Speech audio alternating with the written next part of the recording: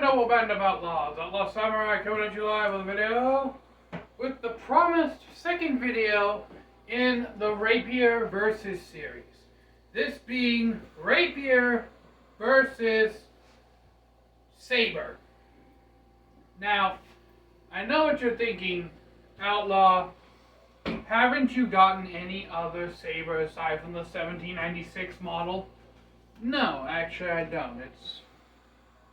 I want to get another saber, but every time I go to Cultivator to get the saber that I want, they're out of it, or I don't have the money at the time and they're in stock. It's one of those things. But the 1796 light cavalry saber does in fact have a very stereotypically sized saber blade at around 31 to 33 inches. Now, obviously off the bat, there is an obvious length difference between the rapier and the saber. So again, the rapier does have a reach advantage, and that will be prevalent in all of the future Rapier versus videos, at least for most of the swords in my collection. Now, because most military sabers are curved to some degree, the 1796 having a very exaggerated curve, remembering that this is supposed to be used from horseback, so that's the reason why it has such a large curve, is when you're riding past on a horse, you basically just swing this thing down and let the curvature of the blade do the work, along with the galloping of a half-ton animal going in the opposite direction of where your opponent is standing. But I digress. Now, I said in my previous video that many of your stereotypical saber guards, whether it be, I believe this is called long point. I don't know what this is called, but it's a saber guard, especially like this. I believe there's also a historical guard similar to this. Many of your saber guards can be transferred over to rapier and vice versa, since these two blades evolved during a similar time period. The saber really started to take center stage near the early to mid 17th century into the early 18th century, and the rapier held its position between the 15th century and early 17th century. So there is a bit of an overlap where saber and rapier would have seen each other in combat. Now, what does this mean? Well, the saber user is at a disadvantage when it comes to reach, but not so much in terms of striking power. Sabers in general have a blade-heavy presence, meaning that the sword generally is blade to tip heavy in most cases with a saber. Contrast that with the rapier, whose majority of the weight is centered back towards the hand, making it very lively and tip-centric. So this means that the rapier user has a much higher dexterity with their tip than the saber user. However, sabers, as I just mentioned, can hit harder. So the saber user does have the advantage of being able to hit the rapier user's blade, hit the rapier hard enough to potentially knock it out of the way and then close the distance. That's one way you can do it. But there's another means that the saber has. The saber has a massive advantage over the rapier in terms of how it can be used, because if the blades are in a bind, you would assume that the rapier user has a bit of an advantage. And generally you'd be correct. But there's one thing that the saber can do that the rapier can't. And that is flip it around and then stab. That is an actual technique for curved swords and sabers in general. Is that when you want to stab somebody, usually over a shield,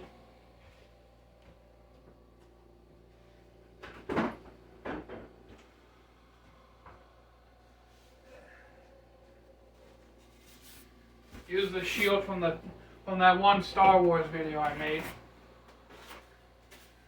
Now, generally speaking, when you want to stab somebody over a shield, by using the curve of the saber, you can stab somebody while still holding your shield up. Now, I know what you're saying, outlaw, you can do the same thing with a rapier. You can, but given the rapier's length and the fact that it is a straight blade, it does not lend itself to being able to thrust that way. And here's why. Because of this curve, I can thrust directly straight down, or I can lower my hand, and because of the curve of the blade, it will still stab. Let's say I wanted to stab somebody in the throat, their head is around here. Because of the curvature of the blade, the saber is able to stab and still make contact with the torso. Whereas with the rapier, if I do this, it stabs directly into his throat. But if I lower my hand to where I had it with the saber, it goes right above his head.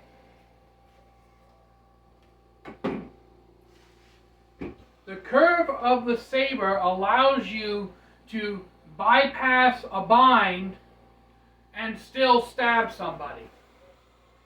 So the saber actually gets a point for utilitarian use. And I say utilitarian use in the fact that it's more useful for performing these complex maneuvers than the rapier. Now, because these are both single-handed swords, stamina does not play a factor in this as big as it did with, or I should say stamina conservation, as it did with the Hondachi. So, if we had two master duelists, one who favored the saber, one who favored the rapier, who would win? If these two opponents are completely and totally equal in every regard, skill level, let's say they both went to the same school that taught both saber and rapier, same skills, same graduation year, same everything, these two are perfectly evenly matched, I feel like it would come down to versatility and striking power. And here's what I mean. You can strike a devastating blow with a rapier. Don't get that wrong. At the end of the day, if a sharpened steel bar, it's going to hurt when you hit somebody with it. But a rapier cannot cut as deeply as a saber. So a saber does have much more striking and debilitation power. And if this is a duel to the death, here's the thing. You can survive getting stabbed straight through your body. It's not easy, and there are certain criteria that must be met for this, like not hitting a vital organ or only receiving a minor flesh wound. You can survive having a blade stabbed directly through you. Don't believe what movies and TV shows will tell you. You won't die instantly just from getting stabbed in the gut. It takes a good solid almost hour in most cases for gut wounds to kill you. And that's a gunshot. A sword blade arguably does far less lethal damage with just a puncture. However, if you are slashed open, like your entire gut is slashed open, that's a completely different kettle of fish. Not to mention if your limbs are lopped off. This sword had war crime allegations brought up by the French during the Napoleonic Wars, where this model saw battle. This is one of the only melee weapons I know that has legally committed a war crime in its use because of how deadly and brutally efficient it is at dismantling a human. Now, the rapier also has an equally deadly reputation as being the king of the dueling swords because you can accurately pierce somebody's heart from about 5 feet away.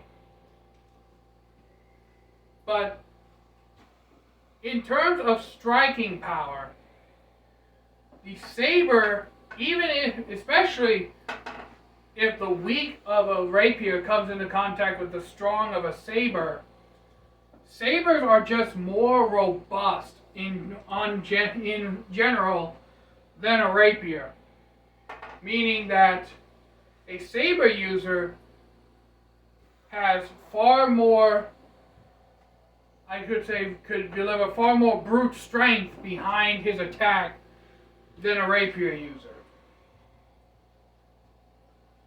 So in brute combat, if this was just bashing blades together as two barbarians that don't know anything about higher sword skill, then I would say the saber wins hands down because it just hits harder. But I mentioned utilitarian use earlier, or versatility.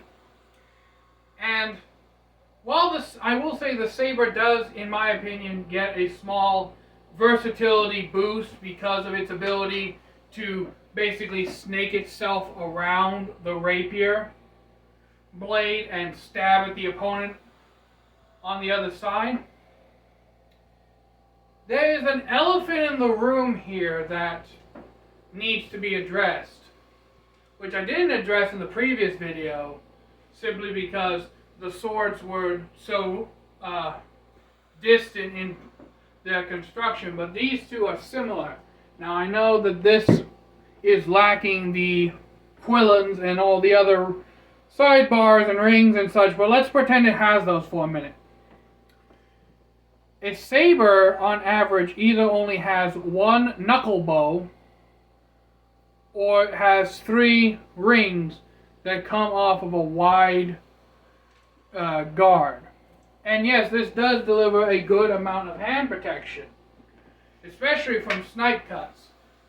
And if you got into a grapple, you can actually use this knuckle bow as a brass knuckle kind of weapon to punch your opponent. Same with a rapier, but the elephant in the room that I'm trying to address here is that on average a rapier, because of the way its hilt is constructed traditionally, offers you much greater hand protection than the saber. So if a rapier user is able to, say, snipe your hand right here, it's over, because a rapier could easily, while not lopping off a limb, a rapier could definitely cut off your fingers. So, in terms of a rapier's protective score, it's greater. But the saber does edge out only very slightly because of its wraparound ability.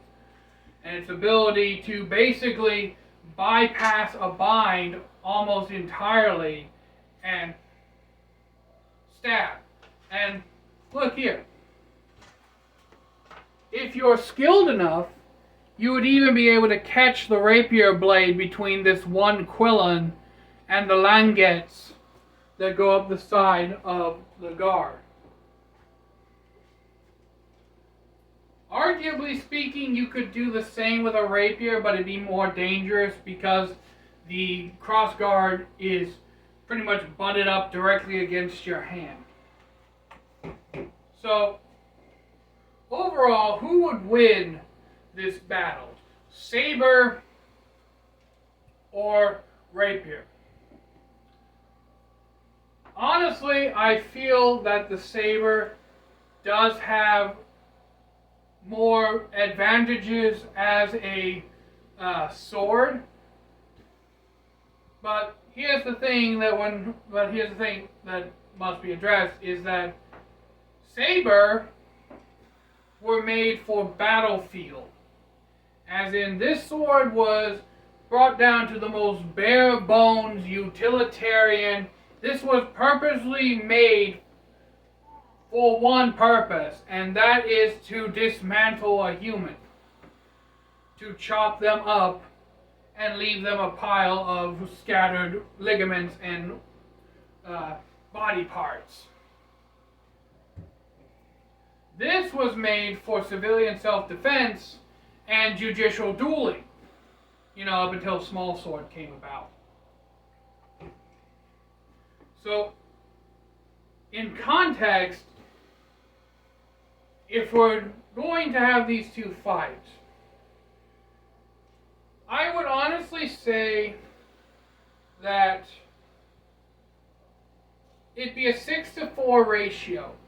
6 times out of 10, I could see the rapier winning just because of its length and it's more dexterous, which means you can pinpoint your strikes more evenly. I should say. You could easily, I should say. You could pinpoint your strikes easier with this. Plus, its length also gives you that advantage of being able to keep away from the opponent. But if we're talking about a seasoned veteran soldier who has been issued this sword and has fought with this sword, and I said in the beginning, these two masters swordsmen are equal in every regard, except for the weapons they're using. I could honestly see the saber wielder's battlefield experience fighting multiple opponents with multiple different weapons, using pretty much only a saber. If he's lost his rifle and his revolver, you have to keep in mind that anyone that used this on the battlefield, used this bitch to parry a musket. Alright, y'all who are used to modern firearms, you're like, it's not that difficult to parry a gun with a longer object. I don't think y'all understand just how heavy a musket of the era was. This was not your grandfather's bolt-action rifle that you shot a few times in your backyard. No, these bastards weighed about 9 to 10 pounds. And you probably think, oh, Outlaw, I can bench press a 9-10 pound weight without any effort. It's like, yeah, but try carrying around 10 pounds of wood and steel, plus powder, plus shot, plus wadding cloth, and using these things as spears with bayonets attached to them. Yeah, this sword had to go up against a 10-pound musket with a bayonet attached to it, and not only had to be able to parry these things, which means dodge them, but often also sometimes had to be able to cut into them. And before any of you say anything, no, I do not mean cut into the gun barrel, I mean cut into the wooden stock. Because you can't cut a gun barrel, but you can cut a stock. What I'm saying is that this is a military sword. It was designed for one purpose, to survive on the battlefield. This was a civilian sword. And if these two equal masters, in terms of their skills, fought, I think it would come down to who has the more experience. Because as I said, these two masters are equal in every regard. but I never said they were equal in experience. One a civilian duelist, one a hardened military soldier. And like I said, I'm doing this into a very generous 10-6-4 ratio between 6 times out of 10 rapier would win, 4 times out of 10 saber would win.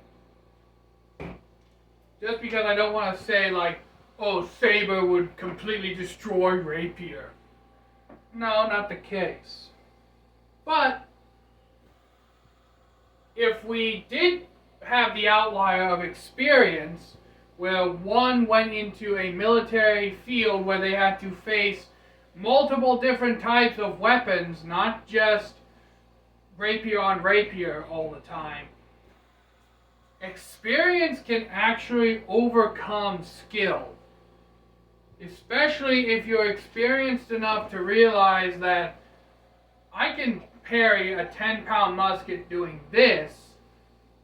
If I did this, I'm facing off against maybe a 2, 3, 4-pound rapier. Yes, I know 4 pounds is getting a bit excessive, but we need to remember big basket hilt. But in any case, I can easily parry that rapier and then use some kind of trick that I've picked up over the years and win. But in conclusion, my noble band of outlaws, honestly, I believe it would be a mostly 6-4 ratio in terms of rapier winning and saber winning. If we don't give the outlier of experience, if we give the outlier of experience, it may bump up to a 50-50 where we just wouldn't know unless we had these two weapons spar against each other. But let me know what you think down in the comments down below. Until next time, I know band of outlaws, outlaw samurai tells all y'all be crazy rednecks. If you're safe to use the weapons, I tried to make this as short and concise as possible. Let me know what you think. I'm out. Peace.